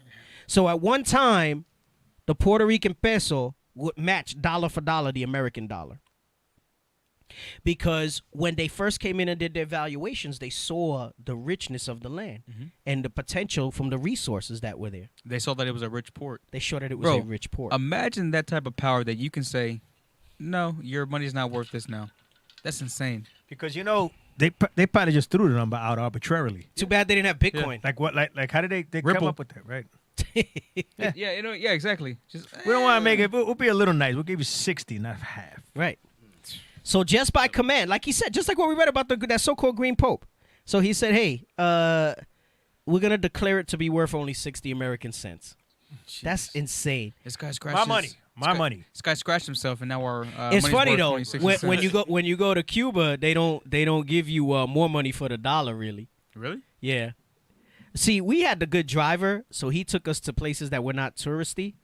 So we would get stuff for like a decent price. But if we try to go to like any type of nicer type of restaurant or whatever, the prices were inflated. You know, like when you travel and the meal says like $300, you're like, damn, oh, that's 300 local currency. Yeah, okay, right. that's only like $30 or whatever or something like that. But when you go to do the money exchange in Cuba, I was thinking I was gonna get like a whole bunch for the money we exchange. Like a briefcase. Yeah, they were like the hell with the dollar. They don't even want to see that money Yep. over there. Boy. Yep. They tell you to hide it. Yep. So it says every Puerto Rican lost 40% of his or her savings overnight. See, that's the thing that people don't realize when they do evil stuff like that. Can you imagine? So now you're a U.S. territory, and we're going to abolish your peso, but whatever pesos you had, when you convert them to dollars, 40% less. Damn. Bro, that's that. And you're telling me that that's not the power of the whole earth right there? Yeah, let's paint this picture, right? So you go to the store, right, and whatever you want to get says it costs $1. So you have $1 in your hand. So you go to pay for that, they go, no, you still owe me 40 cents. Think about that. Goodness gracious. Yeah, you got to paint the picture. Yep. For every dollar. You're right about that. You're right about that. So it says, then in 1901, a colonial land tax known as the Hollander Bill forced many small farmers to mortgage their lands with U.S. banks. So then this was all a plan That's gangster. to get them. That's gangster. With the Gangsters That's and capitalism, gangster. right? Right. And you know what? It's capitalism, too. Yep. Right. So they created a land tax, and it forced them to mortgage their lands with U.S. banks. But with no laws restricting usury, interest rates were so high that within a decade, the farmers defaulted on their loans and the banks foreclosed. So it got worse. You think it was bad enough that they did all that? Hey, they doing this now. Right. And then you know what's funny? They look at us now and they're like, oh, they're if they do acknowledge that Puerto Rico is part of the United States, you guys are good for nothing. You don't know nothing. You don't have nothing. You're savages. Not that it matters, but they can't vote. No. Listen, we For president. read last week that we were ready to install our own government. Yep. And Puerto Rico would have been a world player. And they came in under the guise Hey, of what with they all were those doing. resources, man, we could have probably maintained ourselves. Yeah, but Most And High had without the different Jones plans. Act, yeah. Most High had different plans, right? But yes, absolutely. In different circumstances, if the Most High had Right, we other had plans, bean, we had sugar, right? Coffee. Domino's and the coffee industry made millions off Yep. of just those two commodities. I don't know if I'm going to read it here. We're going to read how it talks about the soil was so unique to Puerto Rico, and the guy told us that over there, that they were saying the crop yields were going to be more than anywhere else. So, and for cheaper because of the way they basically were raping the economy there. So the richness of the soil there, and that was part of the blessing. We read it last week in Fruitful bowl. Lake. Deuteronomy 33 and Deuteronomy. I'm sorry, Deuteronomy 33 and in Genesis 49. It speaks about how we would have a blessing in the land, And that was part of it, was the richness of the soil, and they knew that. So it says interest rates were so high that within a decade the farmers defaulted on their loans and the banks foreclosed. These banks then turned a diversified island harvest, so mentioning some of the things: coffee, tobacco, sugar, pineapple, and other fruits, into a one-crop cash cow. The crop was sugar, so they converted all the land to sugar, right? So we would have had a multiple diverse thing, right, of agriculture to export out, but they turned it into sugar. So it says, someone said Christians are going to hell. Good night. Yeah, you're right. The very first civilian governor of Puerto Rico, Charles Herbert Allen, used his brief tenure to become the king of sugar. When he returned to the United States in 1901, he quickly installed himself as treasurer and then president of the largest sugar refining company in the world. He installed himself. The American Sugar Refining Company. Yeah, so what he did was, he said, look, I'm the governor over there. He went and he made a deal with these sugar companies, right? And he spoke to them and he said, hey, listen, in exchange for access to all this, you're going to make me the treasurer, and then eventually became the president. Treasurer, meaning he had oversaw all the money. Yes. The president of the largest sugar refining company in the world, the American Sugar Refining Company, later known as Domino Sugar. In effect, Allen leveraged his governorship into a controlling interest in the entire island economy. In 1922, the U.S. Supreme Court declared Puerto Rico a territory, not a state, and as such, the U.S. Constitution did not apply there. This laid the groundwork for denying any rights to work or minimum wage or collective bargaining granted to U.S. citizens. Remember how we read earlier where he said the labor of the Indians, an injection of new blood.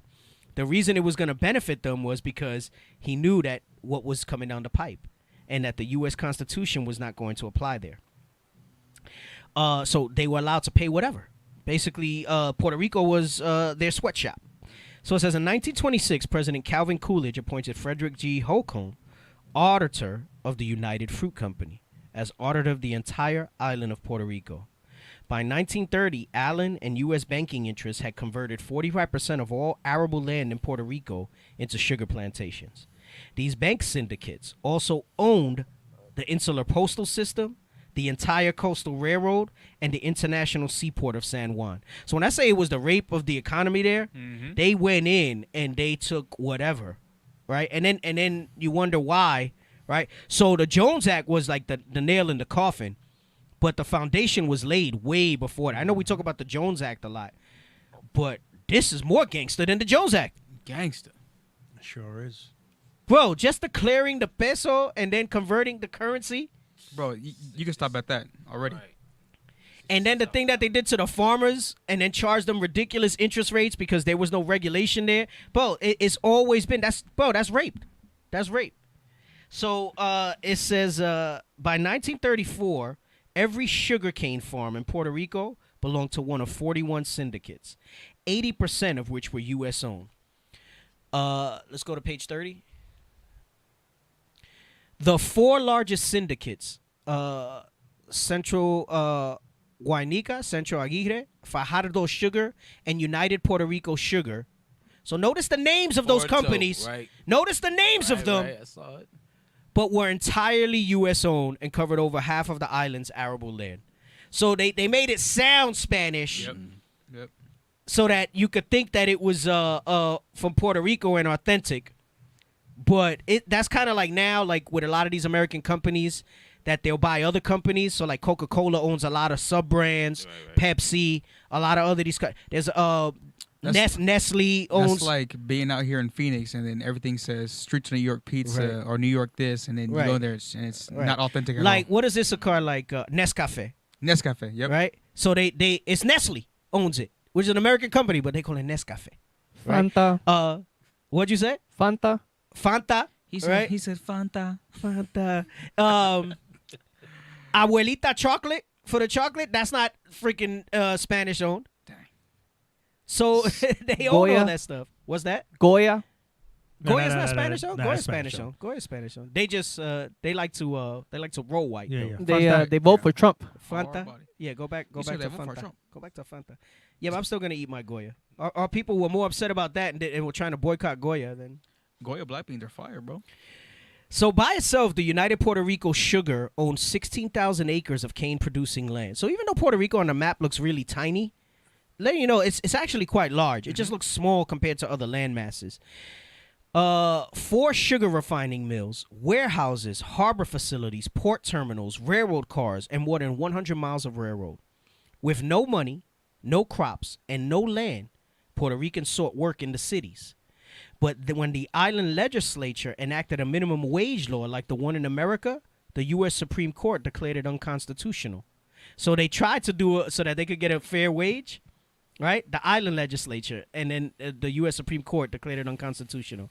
Despite AFL-CIO President Samuel Gomper's testimony that the salaries paid to Puerto Ricans are now less than half what they received under the Spanish. Wow. So they came in supposedly to do better than what the Spanish did to us, and they actually did worse. No, they came in to do better than the Spanish. Yeah, for themselves. Yeah. Right, for themselves. To make matters worse, U.S. finished products from rubber bands to radios were priced 15 to 20% higher on the island than on the mainland. Like in Cuba, remember? Yes. Again, Puerto Rico was powerless to enact any price-fixing legislation. So you read the part where it says, with no money, no crops, no land, Puerto Ricans sought work in the cities. But then it goes on to show you how they were cursed in the city also. Let's get that. Deuteronomy 28. Let's read 16 through 19. They made their dollar less, paid them less, but they made everything more expensive. Damn, so you that's one step forward, 3 back. How does that not fit the curses as a people? That's crazy, bro. Oh, yeah, man. Anybody who that's what I'm telling you. Like, come on, get out of here with that garbage. That's why I don't take no offense anymore. See through Hebrews. Right. See through. I was laughing today, too. I said, yes. I think it's funny, bro. I was going to say, shalom, see through Hebrews. Read that. The book of Deuteronomy, chapter 28 and verse 16. Cursed shalt thou be in the city, and cursed shalt thou be in the field. So we couldn't get a break working in the field, and when it was no good, no crops, no money, no land, we tried to go to the city, and they paid us less than half what we were receiving under the Spanish. Come on. Cursed shall be thy basket and thy store. Right? So what? They basically made us sell our businesses. They broke the infrastructure there. Come on. Cursed shall be the fruit of thy body and the fruit of thy land. Right, because someone just posted, they said, damn, that's why Puerto Ricans are still in the struggle like that. It's generational indeed, and that's why it says it'll be cursed. Because until this day, it's like that. Did you go on the way of 19? No, sir. The increase of thy kind and the flocks of thy sheep. Cursed shalt thou be when thou comest in, and cursed shalt thou be when thou goest out. Right? So, right, guess what? Cursed I'll be when we go into the city. Cursed I'll be when we go into the field. I'll take it a step further. Cursed shall we be if you go to live in Puerto Rico. And guess what? When you come over here, you curse too. Right. With its sound effects. So let's go back to the book. So it says, U.S. economic reports labeled this draining of resources from a starving population into the richest country on earth as a favorable trade balance. And the transfer of wealth did not go unnoticed. See, we don't talk in those terms. It's a transfer of wealth. The island was wealthy, not in dollars and pesos, but in its resources. Yep. And if those resources would have had the potential to be capitalized, and mind you, this is even after the Spanish plundered us. So imagine how much more wealthy after hundreds of years of the Spanish plundering us. 400 plus years. This is some good stuff, Cap. This is some really praises. good stuff. All praises. It says a favorable trade, and the transfer of wealth did not go unnoticed. That's what you saw there. And this is their inward thoughts. Remember, it said they wanted it to continue in their generations. This is how they secured it. Right? This is how they secured it. It says historian Barely W. Deafy noted in 1931, land is passing into the hands of a few large corporations. The sugar industry, tobacco manufacturing, fruit growing, banks, railroads, public utilities, steamship lines, and many lesser businesses are completely dominated by outside capital. The men who own the sugar companies control both the Bureau of Insular Affairs and the legislature of Puerto Rico. Deafy, a professor at Yale University, also remarked that practically every mile of public carrier railroad belongs to two companies. It's like Monopoly, but in real life. Right. The American Railroad Company and the Ponce and Guayama Railroad Company, which are largely absentee owned, meaning it's not local owned. Bro, so America owned the whole board of Monopoly, and you guys just had Baltic and Ralph Place Right. there, the little purple Right. guys that no one wants. No, we had The jail. first one. We at the jail. The jail. Oh right, It's yeah. same, I bro. didn't talk about the jail, La Princesa. I gotta go into that maybe in the future too, which they said it was like a dungeon. So we did have a jail, but it was a monopoly board. It was a monopoly board. Every trolley ride taken by a Puerto Rican pays tribute to a foreign owner. About half the towns depend on absentee companies for their lights and power. And more than half the telephone calls go over wires owned by outsiders. It is the absentee capitalists who have made the profit. In 1929, the American Mercury magazine also noted the American economy as introduced by the, how do you say that again? Guanica? Oh, Guanica? Guanica. Juanica. Aguirre, Fajardo, and other great centrales was based on the $1 Million Mill and the tight control of the surrounding countryside. The development of large absentee-owned sugar estates make Puerto Rico a land of beggars and millionaires, of flattering statistics and distressed realities. More and more it becomes a factory worked by peons, fought over by lawyers, bossed by absentee industrialists, and clerked by politicians. It is now Uncle Sam's second largest sweatshop. Turn the page, producer. Oh, he didn't turn the page? Goodness gracious.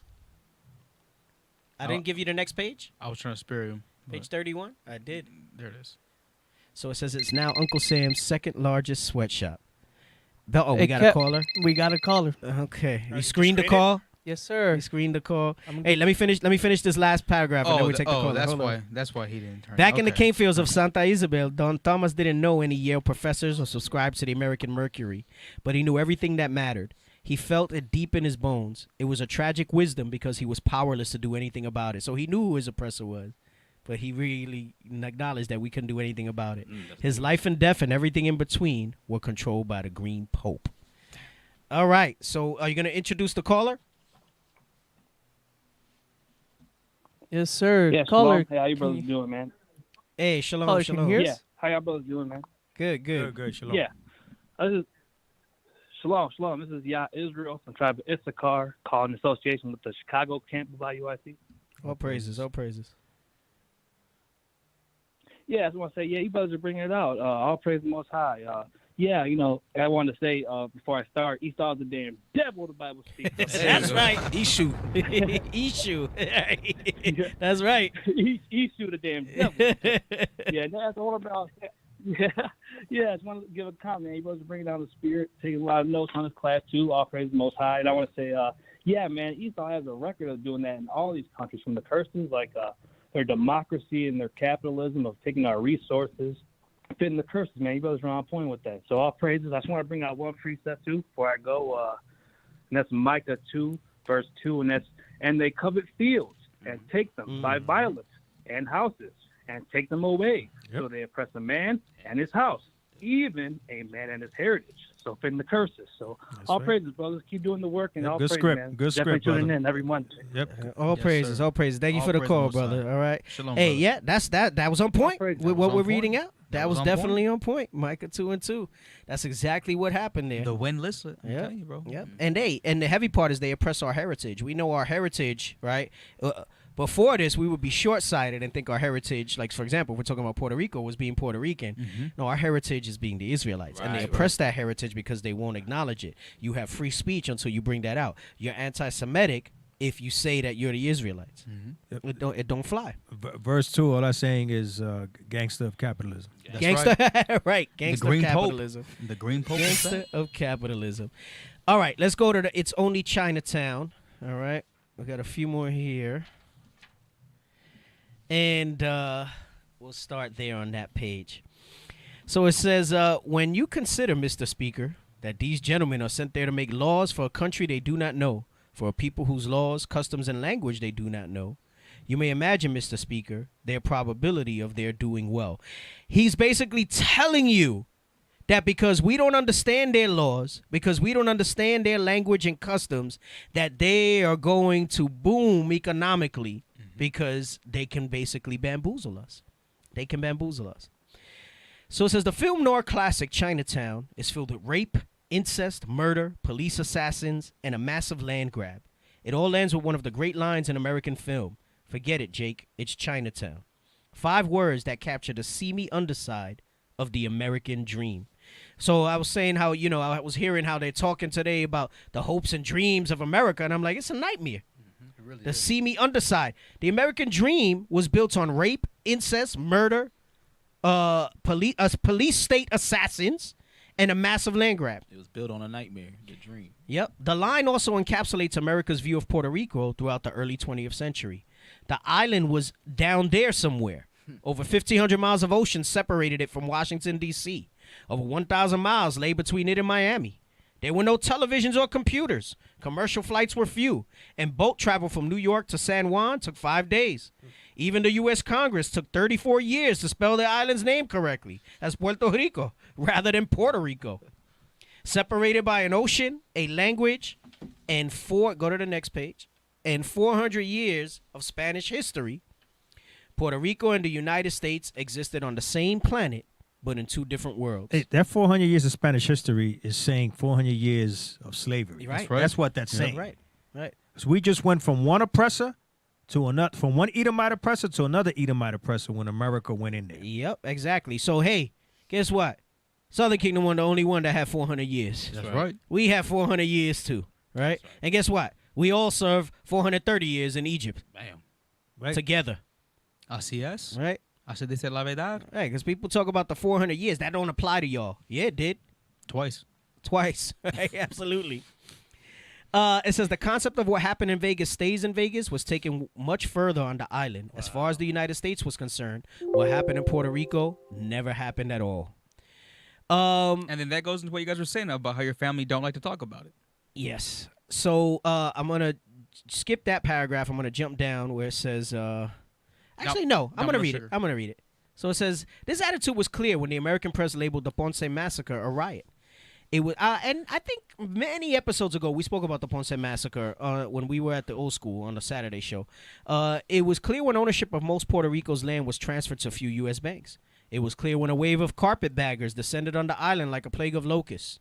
For 50 years, Puerto Rico became the land of second chances, the place where poor relations, family embarrassments, Ivy League alcoholics, and political hacks could seek their fortunes with little or no oversight from up north. After all, it's only Chinatown. This cavalier view of an entire people was most apparent in the choice of men sent to rule over them, the governors of Puerto Rico, appointed by the President of the United States. So let's read a little bit about Domino Sugar, all right, brothers and sisters? You know Domino Sugar, the yellow and white bag. That's right. Sugar you grew up with. The one right? you're shaking right now to put Right. into your Domino tea. Sugar. Hey, you mentioned carpetbagger. It says a person perceived as an unscrupulous opportunist. Ooh, that's right. Unscrupulous. Carpetbagger, an opportunist, an unscrupulous opportunist. Check this out. Domino Sugar. Charles Herbert Allen was the first civilian governor of Puerto Rico, 1900 to 1901. Though he never served in the armed forces, he loved to dress in military regalia and have people address him as colonel. He arrived like a Roman conqueror with a naval I thought it was interesting that they said a Roman conqueror, knowing that the United States is an extension of Rome. Said he arrived like a Roman conqueror with a naval cannon salute, the 11th United States Infantry Band, and hundreds of armed men. He marched through the heart of San Juan and into the governor's mansion. The mansion was gift-wrapped. Allen delivered his inaugural address behind the largest, most imperial flags that Puerto Ricans had ever seen. Allen had been a congressman, a U.S. Navy bureaucrat, and commissioner of prisons for Massachusetts. So he knew a thing or two about oppressing people. During his 1 year as governor, he developed a passion for business. And you're going to see why he only served a year. He said, the hell with this politics. Yeah, right. He said, I'm going to make my connections and get the hell out of here. Within a matter of weeks, and with little consultation or oversight, Allen created a budget for the entire island. He raided the island treasury by raising property taxes, withholding municipal and agricultural loans, and freezing all building repair and school construction funds. He was laying the foundation for him to control the whole economy of Puerto Rico. He redirected the insular budget to subsidize U.S.-owned farm syndicates. He issued no-bid contracts for U.S. businessmen, meaning normally you have to bid, and they're supposed to take the lowest price if it's a government contract. He just, no bid means, oh, you want the, oh, yeah, hey, you got a company, Amariah. Here, come here. I'm going to give you the job here. So basically cronyism, and he enriched his own kind. to U.S. businessmen and subsidized roads built by agents from his father's Massachusetts lumber business at double the cost. Through his darkroom budget, Allen created new agencies, offices, and salary lines, all staffed by U.S. bureaucrats. By the time he left in 1901, nearly all 11 members of the governor's executive council were U.S. expatriates, and half the appointed officers in the government of Puerto Rico had gone to visiting Americans, 626 of them at top salaries. But Allen had a larger plan. It was hidden in plain sight, like the purloined letter within his first annual report to U.S. President William McKinley. First, he wrote, Puerto Rico is a beautiful island with its natural resources undeveloped. That's code talk again. And its population unfitted to assume the management of their own affairs. The soil of, basically saying there's no way that we could govern ourselves, right? They always go under this civility thing that they're bringing something to us. The soil of this island is remarkably productive, as rich as the delta of the Mississippi or the valley of the Nile. Letting it again, so he's laying the foundation and playing to their heartstrings of greed. With American capital and American energies, the labor of the natives can be utilized to the lasting benefit of all parties. Their parties. Their parties. Then Allen appealed to vanity and greed. The introduction of fresh blood is needed. And when the American capitalist realizes that there is a supply of labor accustomed to the tropics and that the return to capital is exceedingly profitable, he will come here with his capital. And that's why I say that's a dog whistle I wrote there, because he says he's letting them know, hey, it's kind of like in the end of Batman versus Superman, when Batman goes to visit Lex Luthor in the prison, he says, it's too late, the Superman is dead, the dinner bell has rung. And that's when Darkseid and everybody was supposed to come, because there was nothing there to protect them. He's letting them know, hey, this thing is easy pickings. The American capitalist, he's basically saying, hey, all those that got the money, come here. You're going to be able to do what you need to do here. Right. Just like the gold rush. Now. Just like the gold rush, just like the land grab, right? It's very clear that it was a dew whistle. Dog whistle. You're making fun of my handwriting. Puerto Rico is really the rich gate to future wealth. By that indomitable thrift and industry, right? Indomitable thrift, right? You ever heard about being thrifty? Meaning we can, everything that we read, we can reduce their dollar, we can take their land by putting them in unreasonable interest rates. We can pay them dirt cheap wages, and they're not going to complain because they're used to the climate. He says Puerto Rico is really the rich gates of future wealth by that indomitable thrift and industry, and the industry he's talking about is slavery, have always marked the pathway of the Anglo-Saxon. Damn. Slavery and war is what he's speaking about. That's a dog whistle and a half for slavery and war. Man. He even mentioned, he spoke about their nature. He said by the indomitable thrift and industry. Esau, the so-called Anglo-Saxon, the so-called white man, his indomitable thrift and industry was slavery. Right. Free wages to build his wealth. Right. And his industry is war. We read that in his blessings. His industry is war. If this ain't the devil the Bible speaks of, I don't know what is. Finally, the governor got down to business. The yield of sugar per acre is greater than in any other country in the world. So this goes back to what I was saying about how the soil there was exceptionally aerated and full of nutrients. He says a large acreage of lands, which are now devoted to pasturage, could be devoted to the culture of sugarcane. Molasses and rum, the incidental products of sugarcane, are themselves sufficient to pay all expenses of the sugar planters and leave the returns for his sugar as pure gain. So you see what he's saying here, right? He said molasses and rum, all right, are sufficient to pay all expenses of the sugar planters, meaning he was going to pay workers in not money, but in drink, just like he did to Gad, and in molasses, right? Because they were the ones planting, and leave the returns from his sugar as pure gain. We don't have to pay them. Hey, when it says incidental, the main product there was sugarcane. They came up with a way to get molasses and rum out of that, just like they do with fast food restaurants today. Yep. You're absolutely right. You're absolutely right. I'm telling you, if I would have read this even years ago, and I wouldn't have seen what he was saying there. nah. Molasses and rum, the incidental products. So the cost of sugar production is $10 per ton cheaper than in Java, $11 cheaper than in Hawaii, because I thought of your book, The Flame of Resistance, how they brought us to Hawaii to serve captivity over there.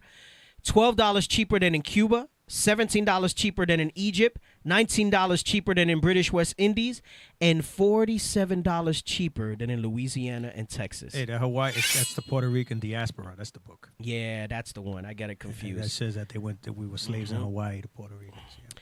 This was no mere first annual report to the president. It was a business plan for a sugar empire, and Allen quickly staked his claim. A few weeks after handing in this report, on September 15th, 1901, Allen resigned as governor. He then headed straight to Wall Street, where he joined the House of Morgan as vice president of both the Morgan Trust Company and the Guarantee Trust Company of New York. It was 121 years ago. He built the largest sugar syndicate in the world, and his hundreds of political appointees in Puerto Rico provided him with land grants, tax subsidies, water rights, railroad easements, foreclosure sales, and favorable tariffs. Wait, land grants, that means he didn't have to pay that back. Nope. That's free money. Yep. Charles Herbert Allen became the Green Pope. By 1907, his syndicate, the American Sugar Refining Company, owned or controlled 98% of the sugar processing capacity in the United States and was known as the Sugar Trust. That's gangster. By 1910, Allen was treasurer of the American Sugar Refining Company. But by 1913, he was its president. And by 1915, he sat on its board of directors. Today, his company is known as Domino Sugar. And today, his family and his family's family and his family's family are chilling right now with that. Yep. As the first civilian governor of Puerto Rico, Charles Herbert Allen used his governorship to acquire an international sugar empire and a controlling interest in the entire Puerto Rican economy. No one stopped him. Why should they? It's only Chinatown. So he's letting you know that they were complicit. They knew what was going on down there, and they had nothing to say about it. Before I want to read some scriptures. Before I do that, I want to read about the unincorporated territories of the United States. Just so you can understand that this was commonplace for them. And I have another book that talks about we think of the United States and we think of the 50 states. If you're hip, you think of Puerto Rico and you're like, yeah, that's a commonwealth. But there's more to it, right? So under United States law, an unincorporated territory is an area controlled by the U.S. federal government that is not incorporated for the purposes of the United States constitutional law. So that's really what it means when it comes to that. So the Constitution doesn't apply there, but they have sovereignty over it. So it says in unincorporated territories, the U.S. Constitution applies only partially, and it's what they allow. In unincorporated territories, fundamental rights apply as a matter of law, but other constitutional rights are not available. Selected constitutional provisions apply depending on congressional acts and judicial rulings according to U.S. constitutional practice. So remember how I said whenever it's going to be for us, they have to pass an act or something in order to allow any type of thing that they've given unto us, right? Because the Constitution doesn't apply to us. And judicial rulings according to U.S. constitutional practice, local tradition, and law. As such, these territories are often considered colonies of the United States. There are active colonies of the United States now. Supposedly this great bastion of democracy, and the world knows it. So, but here's the craftiness. Instead of calling it colonies, they call it unincorporated territories or commonwealths. Mm-hmm. There are currently 13 unincorporated territories. They have 13 colonies still to this day. Damn. Compromising a land area of approximately 12,000 square kilometers, 4,600 square miles, containing a population of approximately 4 million people. Puerto Rico compromises the vast majority of both the total area and total population. Wow. Of the 13 territories, 5 are inhabited. These are either organized or self-governing, but unincorporated. These are American Samoa, Guam, the Northern Mariana Islands, Puerto Rico, and the U.S. Virgin Islands. There are also 8 uninhabited U.S. possessions, and it says you see the insular area, and that's where they do all their shadowy shit in these territories. Look at all those shadows. Right. Is a U.S. territory that's not one of the 50 states. Again, you had that up there. Let's look at that. An insular area. An insular area of the United States is a U.S. territory that is not one of the 50 states and is not a federal district. Article 4, Section 3, Clause 2, mischief by law of the United States Constitution grants to the United States Congress the responsibility of overseeing these territories. Overseeing. Overseers. So I think there's a list here of the unincorporated territories, and then it tells you their area and size, square miles and stuff like that, that they have there. Look, they got little islands. Look, they have a section there disputed with Haiti, it says. It's only 2 square miles, but... Which goes to show you that they don't care about the people that are on there. Right?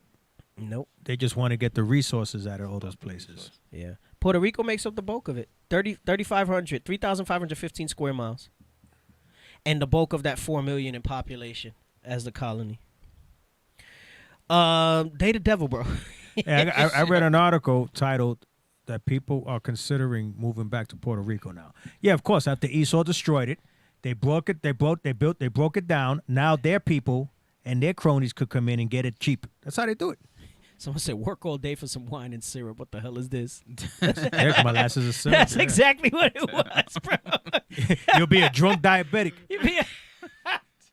Damn. It's not funny, but it's funny. You'll be an alcoholic diabetic, boy. With man. With all types. That's why we all jacked up, man. Yeah, right. Goodness gracious. Hey, let me get Habakkuk 2.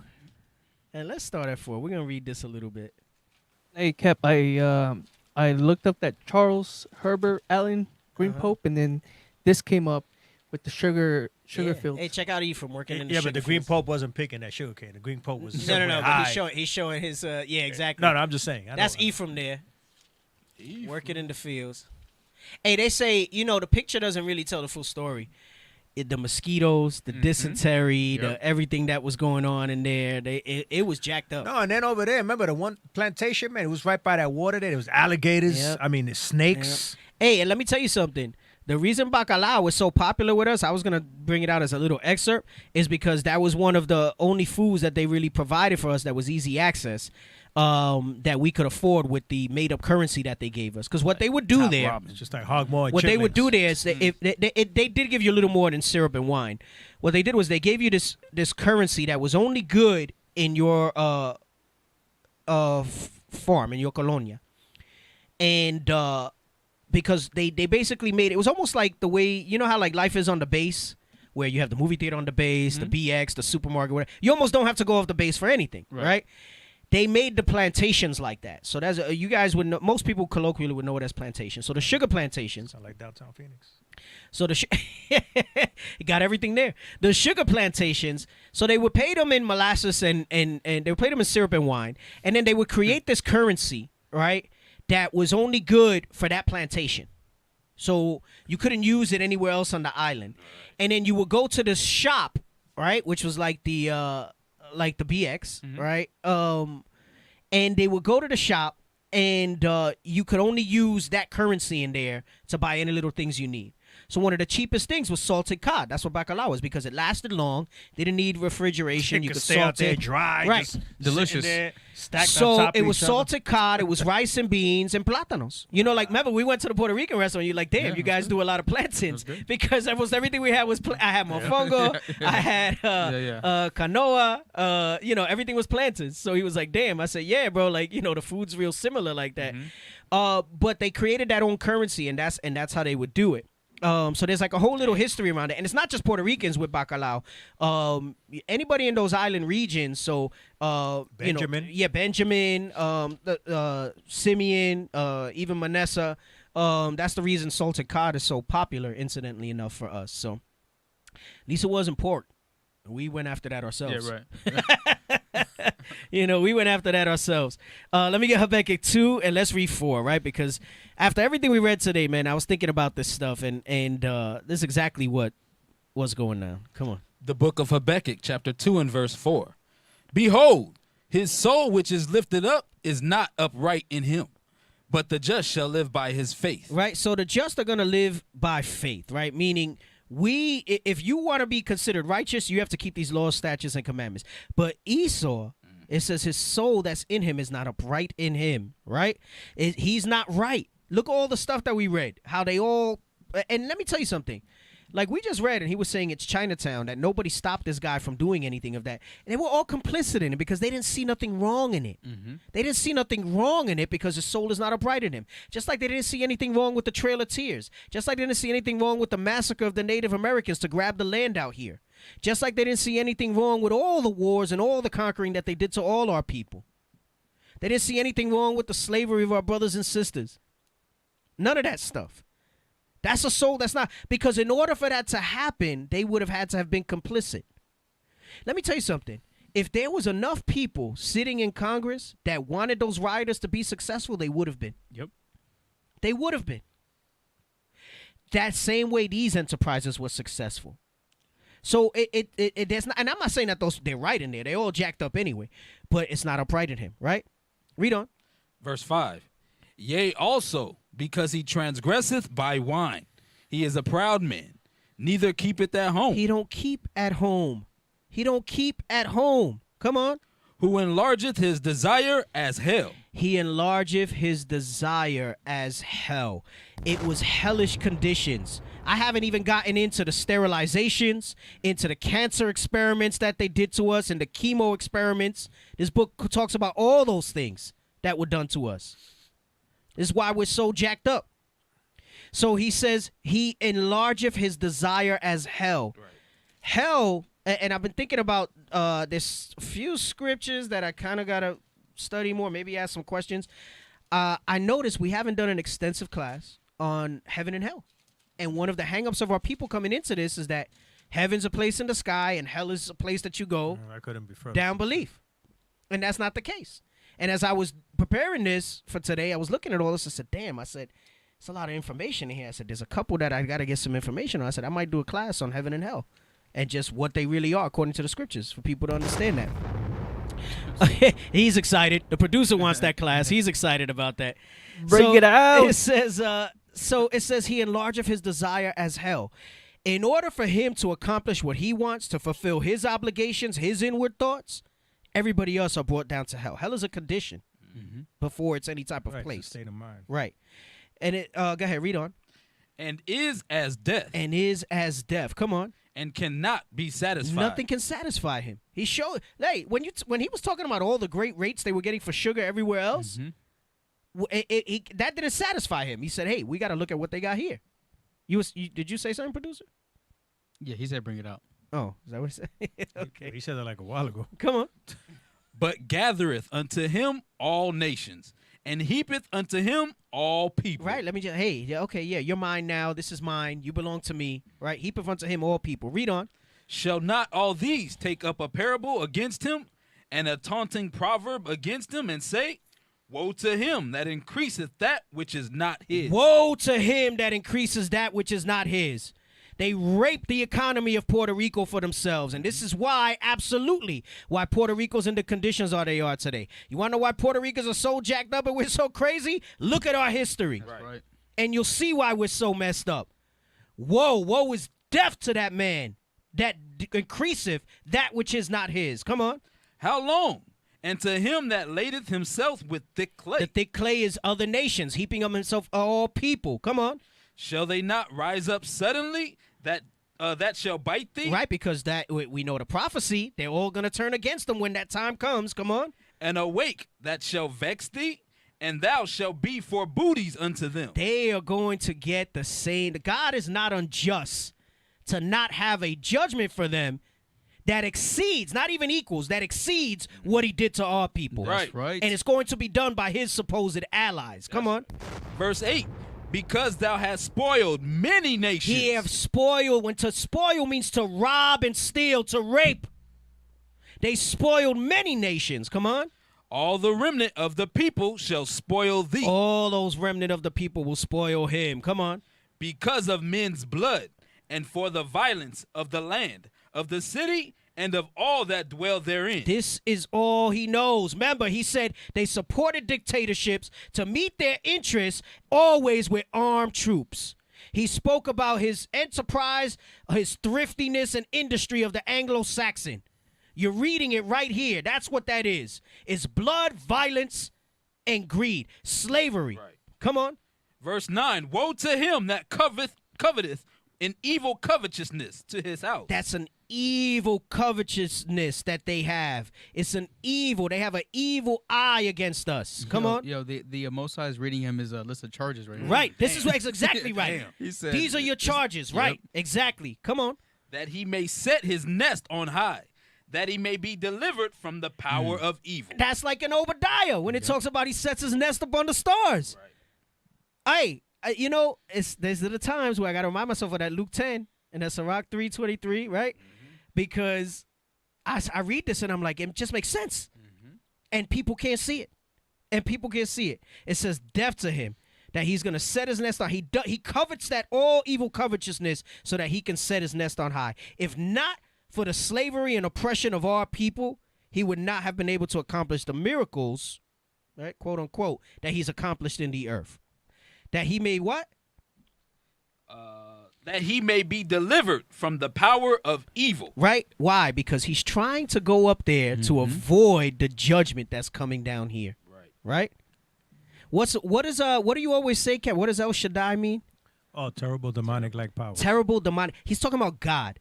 Right? When it says that power of evil, it's not. See, we're thinking of evil, and there's an evil that they do, and then there's, believe it or not, it's gonna sound like a misnomer or an Bring it out. oxymoron. Say it, Kat. Righteous evil.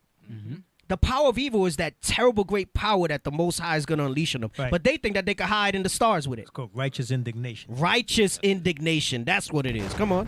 Verse 10, thou hast consulted shame to thy house by cutting off many people. It says you have brought shame to your house by cutting off many people. Come on.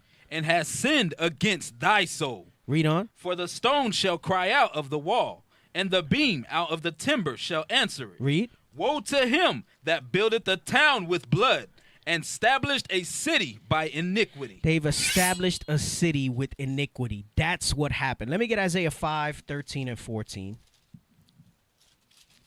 Let me read the scripture real quick. This is Go ahead. Isaiah 45, verse 7.